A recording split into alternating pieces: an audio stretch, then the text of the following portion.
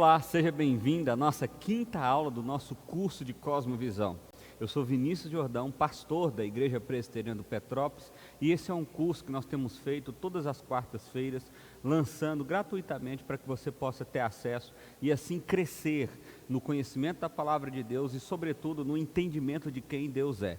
Nós estamos conversando nessas últimas semanas sobre cosmovisão. Esse é o nosso tema maior do nosso curso. A ideia aqui é que você consiga perceber o mundo a partir de Deus, a partir do Evangelho, a partir da Palavra de Deus. E então interpretar as circunstâncias, o que está acontecendo, interpretar a maneira de tomar decisões, de viver, de sonhar, enfim, viver a vida a partir de Deus. Às vezes nós temos entendimento sobre Deus, até entendimento sobre o Evangelho, mas temos muita dificuldade em ter isso no nosso dia a dia. Isso é porque a nossa cosmovisão, ela não está totalmente conectada com o Evangelho. E o nosso objetivo aqui é que então se conecte.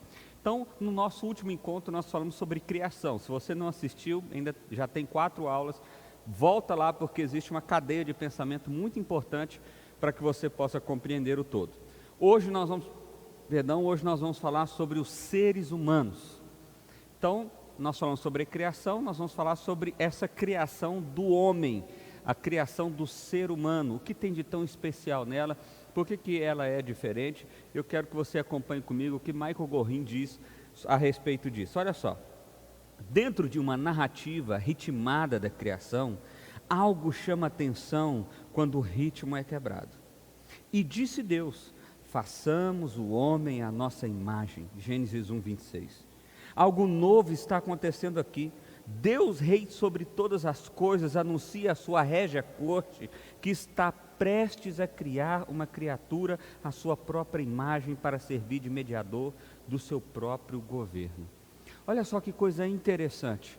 Gorin destaca que na narrativa da criação existe uma lógica, existe uma cadência, existe uma ordem, e de repente esse ritmo é quebrado, justamente porque Deus parece que vai fazer o homem de uma forma diferente de tudo aquilo que ele já fez. E é exatamente isso que acontece. Olha só, façamos o homem à nossa imagem. O homem é dotado de uma característica que até então nenhum outro ser da criação é dotado, a imagem de Deus. E isso é extremamente importante. Isso faz do homem um ser diferente dos demais da criação. Óbvio, quando eu estou falando homem aqui, é ser humano. Então, olha só, para a gente entender bem o que isso significa, nós precisamos entender o que significa a imagem de Deus. E aqui nós vamos ter 4 características sobre isso. Acompanhe comigo. A primeira delas, uma vida de dependência. Henry Blocher assinala que uma imagem é apenas uma imagem. Só existe por derivação, não é original, nem é coisa alguma sem original. A existência da humanidade como imagem ressalta a natureza radical de sua dependência. A primeira característica do fato de que o homem é a imagem de Deus é o fato de que ele é um ser criado em sua essência para depender desse Criador, ou seja, para depender de Deus.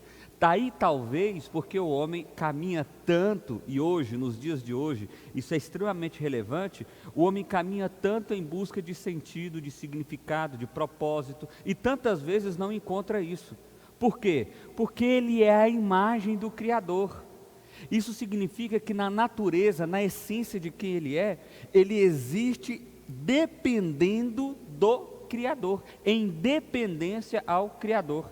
E quando ele não exerce essa dependência, o que acaba acontecendo é que o Criador, ou seja, o homem, ele acaba se perdendo. Ele não encontra sentido, significado, propósito em si mesmo. Mas olha só, acompanhe comigo, em segundo lugar, nesse slide aí, o que significa a imagem de Deus? É viver uma vida, viver um relacionamento com Deus. Se Deus constantemente põe em ordem todas as coisas mediante sua palavra, então a vida humana é para ser uma vida de constante resposta a Ele. Responder a Deus, viver em comunhão com Ele, e desfrutá-lo são elementos essenciais do que significa ser humano. Então, observe, ser a imagem de Deus, em primeiro lugar, significa que nós, essencialmente, na nossa natureza, nós somos criados em dependência, ou dependendo, ou tendo uma vida de dependência para com Deus.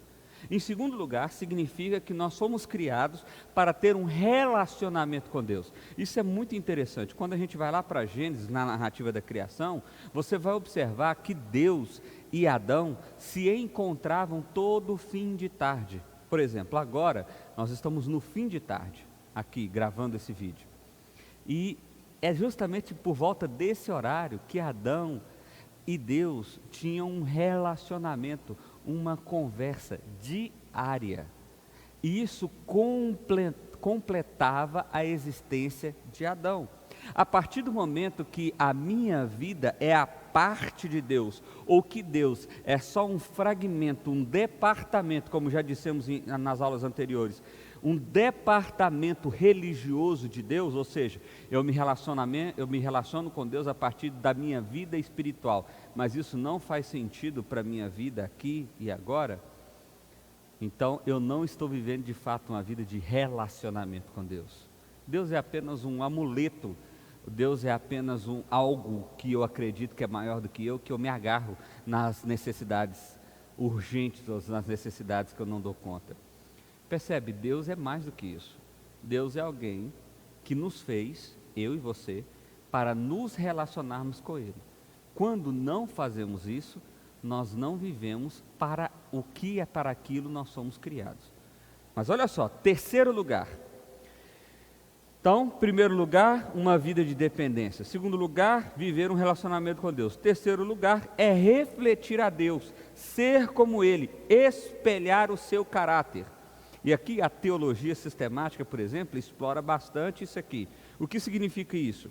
Homens e mulheres não partilham da natureza divina, mas são reflexos finitos e criaturas do Criador infinito.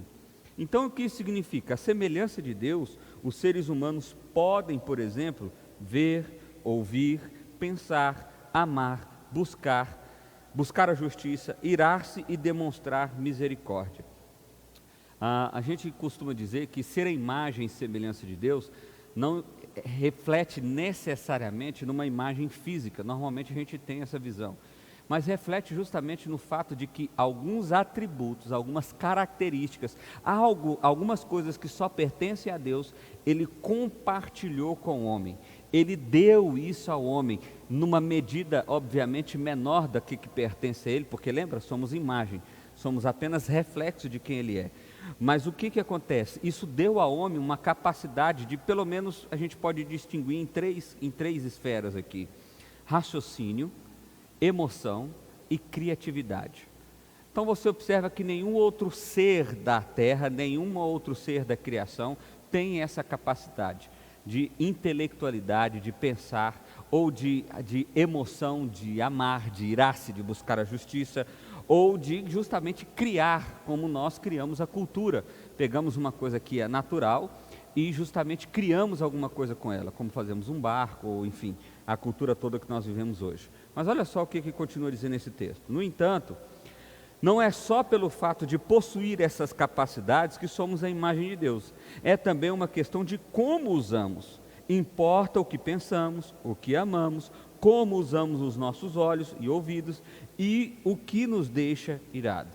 Isso aqui é muito interessante. Deus nos deu essa capacidade e nós podemos sim pensar, amar, irar, buscar a justiça e por aí vai. E essas são capacidades, atributos que Deus compartilhou para conosco e por isso somos a imagem dele. Mas refletir essa imagem significa justamente refletir a imagem como Deus gostaria que nós refletíssemos.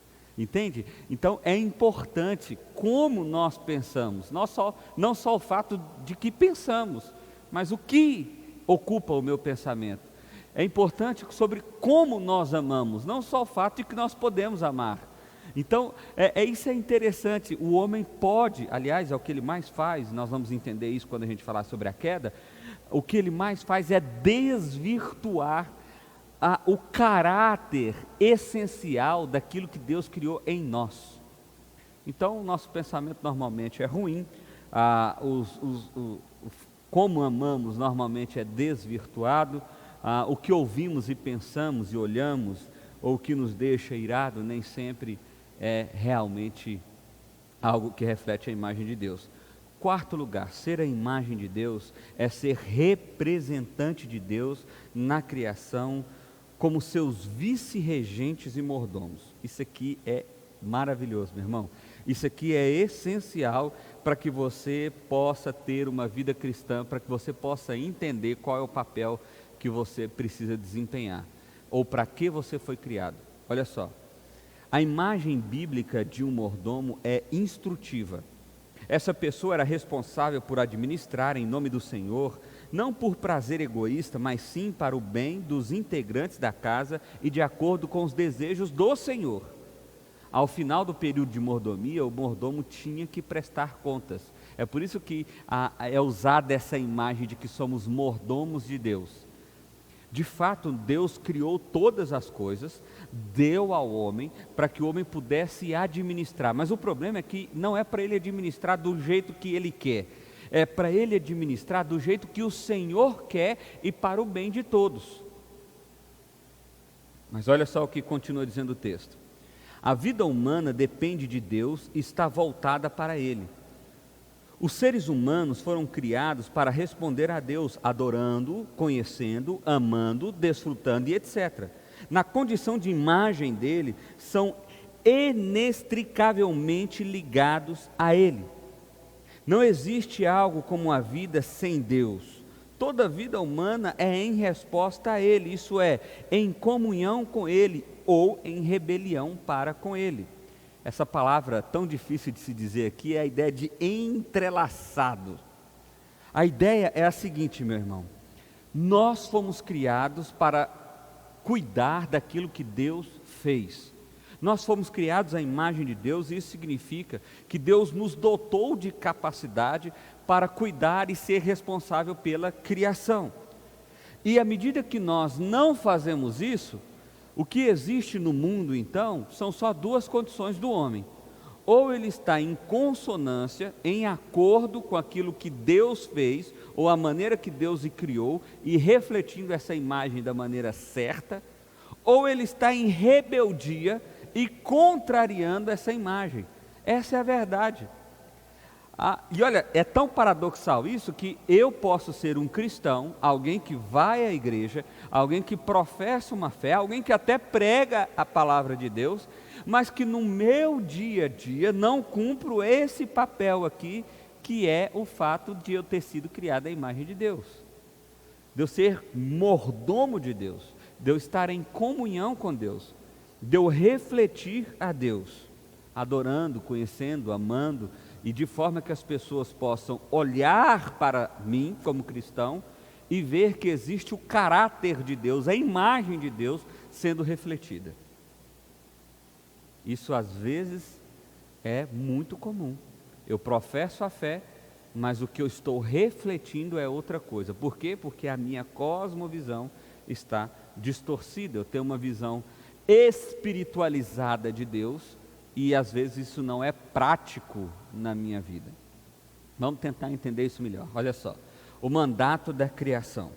Depois de criar a humanidade à sua própria imagem, Deus a abençoa e afirma: frutificai e multiplicai-vos, enchei a terra e sujeitai e dominai. Gênesis 1, 28. Aqui recebemos o nosso chamado humano com a palavra abençoadora de Deus: dominem e subjuguem a criação. Com essas palavras começa a história. Então olha só, existe essencialmente, isso é muito importante para você entender, meu irmão, uma diferença entre o ser humano e o restante da criação. Deus fez o ser humano de forma especial, de forma diferente do restante da criação. E isso tem um significado muito importante. Deus deu ao homem a responsabilidade e a palavra abençoadora para que ele estivesse dominando sobre a criação, cuidando dela, não conforme Ele quer. Lembra, somos mordomos, isso é essencialmente refletir a imagem de Deus. Então, mas como Deus estabeleceu. Essa é a minha e a sua responsabilidade. Pastor, então você está dizendo que deveríamos ser mais preocupados com a questão da natureza, da biologia e coisas nesse sentido? Não, meu irmão, não é só uma questão de preocupação, é uma questão de que para que vivemos? É responsabilidade minha e sua cuidar da criação. É responsabilidade minha e sua. Deus, quando nos criou, Ele deu ao homem essa responsabilidade. Então, quando nós não cumprimos esse papel, o que nós estamos fazendo é desvirtuando a imagem de Deus em nós e desobedecendo aquilo para o qual nós somos chamados a fazer. Vamos caminhar mais um pouquinho que isso vai ficar mais claro para você, olha só. A narrativa de Gênesis 1, olha só esse slide aí. A narrativa de Gênesis 1 se desenvolve em 3 fases. A primeira etapa ocorre nos 2 primeiros versículos. Aqui Deus chama a criação à existência e aprendemos 3 coisas a respeito dela. É escura, sem forma e vazia. A segunda etapa conclui essa obra. As trevas cedem à luz, dia 1, e a informalidade é estruturada em céu. Terra e mares, dia 2 e 3. O vazio dá lugar a uma plenitude de criaturas vivas, dia 4 a 6. Quando por fim, com o ápice da sua ação criadora, Deus cria a humanidade e chama para dominar e sujeitar a criação. Ele explicitamente lhe ordena que realize a obra dele próprio de desenvolver a criação. Então, observa a ordem da criação. Deus pegou algo que pegou nada, começou a criar algo que tinha sentido, estruturou isso, habitou isso de seres e criou o homem para cuidar de tudo isso. Entendeu a lógica? É por isso que o ser humano é sim um elemento especial na criação. Ele é sim o ápice da criação de Deus, porque ele, e somente ele, é a imagem e semelhança de Deus. Aqui deixa eu fazer um parêntese aqui muito interessante. A narrativa da criação é uma narrativa completa, ok? De forma que a Bíblia fala somente do homem como a imagem e semelhança de Deus. Isso significa ser dotados das características que Deus tem, como nós já vimos aqui. O que significa dizer, meu irmão, que não existe, partindo do pressuposto bíblico, não existe nenhum outro ser com essa capacidade. Não existe nenhum outro ser com essa capacidade.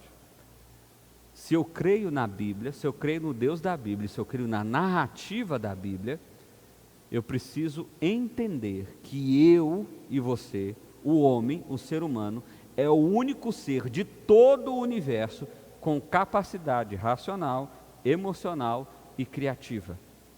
De forma que não existe nenhum outro ser da criação com essas capacidades.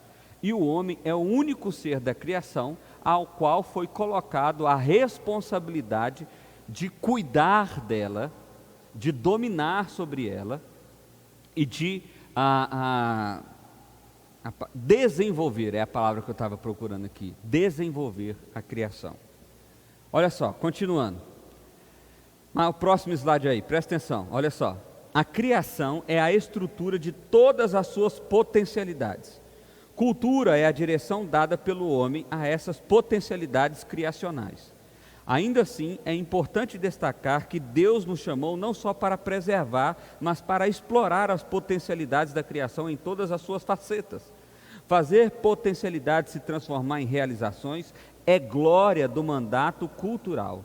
Ou seja, Deus nos colocou aqui, não só para a gente ficar olhando e vendo, olha só, ou cuida aqui, pai, tal. Não, é para desenvolver mesmo.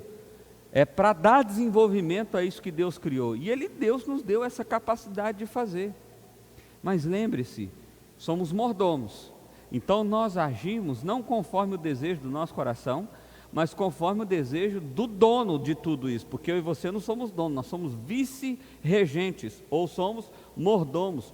tem alguém que realmente manda e ordena. Por isso é tão importante eu conhecer a palavra de Deus, o desejo de Deus e o que Deus estabelece. Percebe isso? Isso muda a maneira que eu vejo o mundo, isso muda a maneira que eu me enxergo. Meu irmão, tantas pessoas têm andado perdidas pelo mundo, têm andado sem saber por que estão aqui. Essa é a razão. É por isso que você está aqui. No fim das contas, o catecismo ou a confissão de fé de Westminster, por exemplo, vai dizer que vivemos para glorificar a Deus.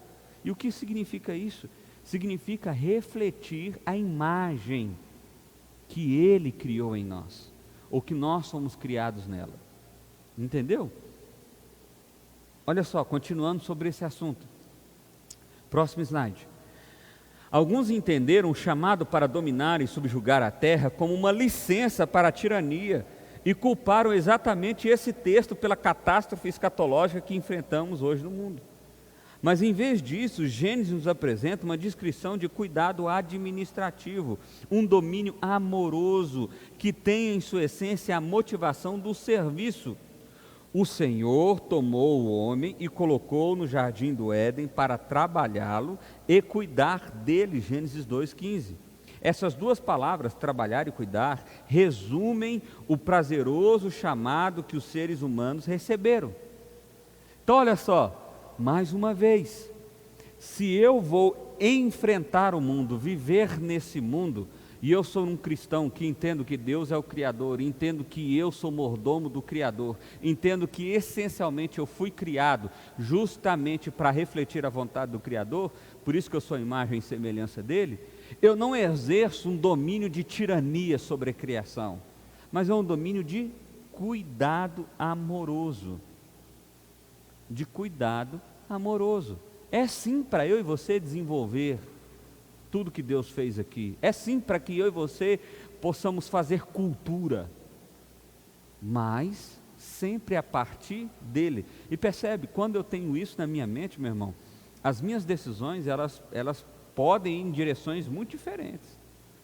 Quando eu entendo que eu sou criado à imagem e semelhança de Deus, eu tendo a tomar decisões que justamente reflete isso, e não o que é mais lucrativo, por exemplo, ou que é de interesse mais imediato, ou coisa nesse sentido. Qual é a conclusão então que eu quero chegar com você nessa nossa curta aula de hoje, onde a gente falou sobre o ser humano? Olha só, viver é uma realidade sempre em Deus e para Deus. Fragmentamos a vida e tiramos Deus da soberania, vivemos uma vida espiritual religiosa e não vivemos a humanidade para a qual fomos chamados por Deus.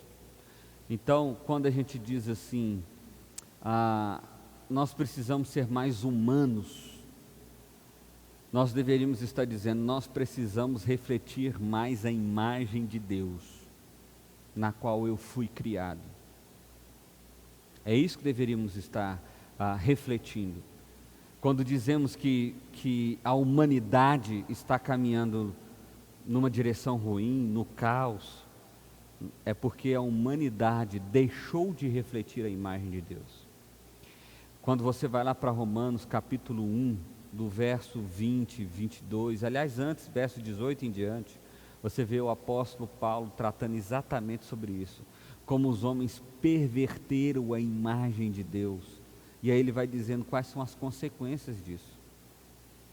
Meu irmão, talvez você seja um cristão convicto de entendimento, mas isso talvez não tenha descido para o seu coração de maneira tão profunda, ao ponto de que de fato as suas ações estão refletindo essa imagem de Deus. Você precisa saber hoje, ou se você já sabe, lembrar por que você foi criado. Qual é a essência que forma você? Você é a imagem de Deus. Isso significa que você depende de Deus. Isso significa que você vive em relacionamento com Deus. Isso significa que você é mordomo de Deus. Isso significa que você tem características, atributos que só Deus tem. E Ele comunicou com você.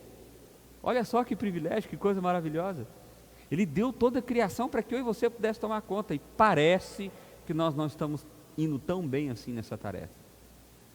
Mas pelo menos os cristãos, pelo menos aqueles que entendem essas verdades, deveriam ou devem, se Deus quiser a partir de agora deverão, ter uma maneira de viver diferente, de encarar o mundo diferente, porque agora tem uma cosmovisão mais clara de Deus, de quem Ele é e de toda a criação. Meu irmão, Deus abençoe você. Até a nossa próxima aula. Eu espero você aqui. Um forte abraço.